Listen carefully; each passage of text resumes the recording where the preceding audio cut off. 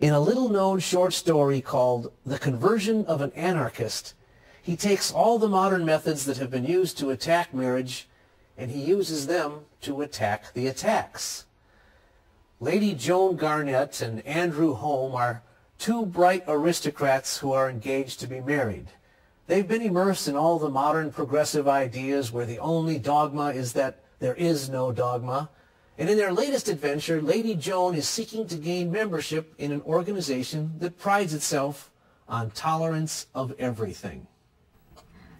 I have been to several meetings at the Liberty Hall Club. They say I may be elected to the club, but they doubt if I'm advanced enough. Advanced? In what direction? Oh, in all directions. Why, that's just the point. You can say anything at the Liberty Hall Club. You can defend any view, anarchist, atheist, or whatever's supposed to be worse. They include all, yes, all opinions in the world. And then they talk. It must be rather stimulating for you. Oh, it's frightfully exciting. Do come with me there this evening, won't you? You'll be sure to secure my election, and you'll probably be elected yourself. And why would they elect me? Because you are an anarchist. I am? And how did you arrive at that conclusion? Because of your complete philosophic scheme of negations. You have looked at nothing from every possible point of view. You have divided nothing into sections, and then recombined it into systems. You have distinguished one kind of nothing from another kind of nothing, and then proven that the difference amounted to nothing after all. Yet you are not a bore, which is why I am so fond of you. You will come with me this evening, won't you? All right. Because I feel in the 6th and 7th of all learning and literature is bogus. And you can't say that outside the club. You can only say that inside the club. Oh, Mrs. Good. Happy to see you again here, my darling. We are proud of this acquisition. Every kind of opinion, you see, as I was saying, every kind of opinion can be expressed in the club.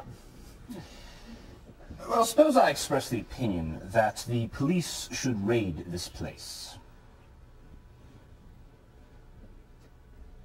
But you don't express that opinion.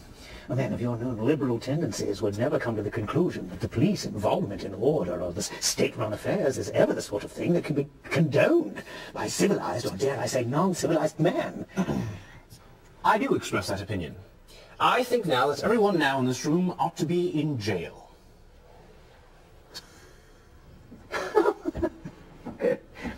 Why? Because we're not respectable. One must be respectable. Respectability? Respectability? Why, it's respectability that's created all the persecutions and superstitions and abominations, all the loss of individuality, of progress, of self-ownership and self-respect.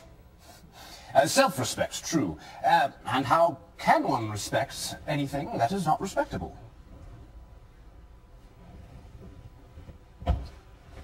That is a quibble. Yeah, a pun. Don't all these things come to be because love is not free?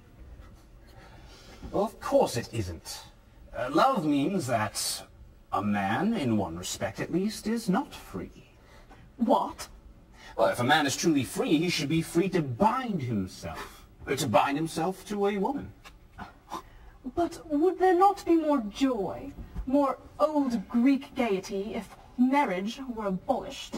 Well, why? The Greeks believed in marriage. Oh, do you really mean to say, do you dare to say that it is just or right that a woman should be tied down to a man, that it's tolerable, that... That's what I mean to say. But I think that they should be married in a church. And, of course, before 3 o'clock. Oh, and what right have you to say such things? You are the sort that has persecuted everything. What right have you? Where have you got your right? Oh, I've got it from you. You expressly told me that any opinion is permitted in this club. So, therefore, I think that an indissoluble church marriage celebrated in a church before 3 o'clock. As if a mere building or a mere hour can matter. No? Why not? It's all environment. I beg your pardon? It's all environment. You think it's all right to be respectable because you've always been respectable. Or you believe in being married in a church because you've always been to church. Well, that explains it, I suppose. But you know, to say it's all environment is decidedly against sound church teaching. It neglects that degree of self-determination, evidently deducible from the dogma of original sin, as implied in Holy Scripture and finally defined at the Third Council of Thessalonica. Dr. Ross? Dr. Ross. Well? I come to a club where I'm expressly told that any opinion is tolerated, and while I'm expressing an opinion for which thousands have died, a gentleman cuts me short in the middle of a Greek word and turns his back on me. When that happens, there are only two things that can happen. If we are rationalists, we will apologize. If we are savages, or gentlemen, let us go and fight in the backyard. Well, fight if we like, but really, perhaps it was rather rude of me to turn my back, but upon my blessed word, I never heard such things in my life. Sound church teaching and an original sin. I do apologize, Mr. Holmes. I think you had a right with the rules of the club and all, but really, there's a limit to... There is a limit to Liberty Hall. I know now what that limit is. I'm very sorry, of course. Extremely sorry. But I don't think I could make any promises at this time.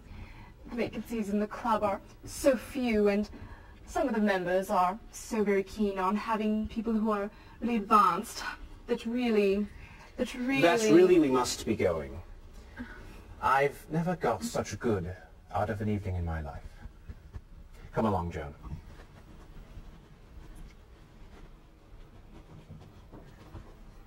You are an extraordinary person, Andrew. Are you mad? Not now.